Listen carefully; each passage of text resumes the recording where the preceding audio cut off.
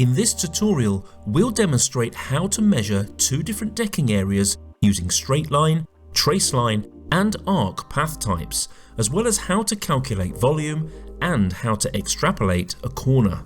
We've already removed the existing decking at this site and are now ready to measure the area, perimeter, and surface area.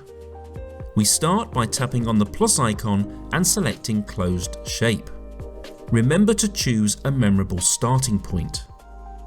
Once the Moasure device transitions from red to green, the first point is captured and we're ready to start moving to our next point. Move at a fast pace while rotating the device slowly. When placing the device, avoid slamming or forcing it into the ground. Instead, hold the stick lightly and place it quickly but gently, focusing on keeping it still to capture the point. For this curve measurement, instead of using the trace line path, scroll through the path types and tap on the arc path type for a smoother best fit measurement. You'll need a minimum of 3 points, one at the start, one in the middle, and one at the end of your arc shape. On your third measurement, the app will display the best fit arc. While pausing, tap on the straight line path type to complete the measurement by returning to the original starting point. We don't stop the measurement yet, as we want to capture the surface area of this shape. We select the points path type and zigzag across the area to collect grade changes. Our goal is to gather enough points to accurately capture the varying grades or elevations, which will assist in leveling the site later using the cut and fill feature.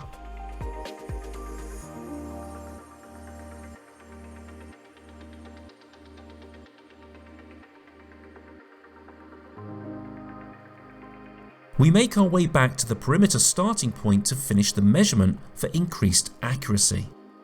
Now we can stop the measurement by tapping the red stop icon. We see the perimeter and area here. We can select the 3D cube view to visualize the elevation using a pinching motion with 2 fingers to zoom in. We tap the 3D surface icon to view the surface mesh, which displays surface area and volume. Next, we tap on Edit, then Cut and Fill, and tap on Net to choose Net Fill 0 to determine how to level the site without bringing in or removing any material. Our second measurement is more of an irregular shape. This decking area has a lot of obstacles in the way, so we found it easier to measure without the stick. Remember to always plan your measurement by taking a good look around before starting. Remove any easy to move obstacles before you begin measuring.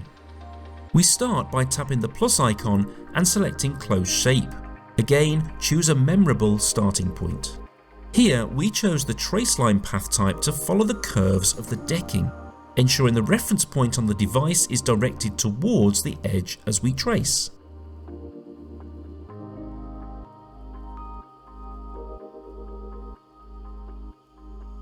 We couldn't get into the corner directly here, and this is where we can use a handy feature called Extrapolate Corner. To do this, capture 2 measurement points before and after the extrapolated corner. Once we finish the measurement, we'll show you in the app how this feature works, as it can't be done live while measuring. We continue measuring using different path types and return back to our original starting point before tapping the red stop icon to finish the measurement. Now, before we review the measurement, we want to extrapolate the corner. We simply tap the line between the 2 points we took and select Edit. Scroll along to Extrapolate Corner and tap Extrapolate Corner to extrapolate the selected line into the corner. Now we can see the full perimeter and area.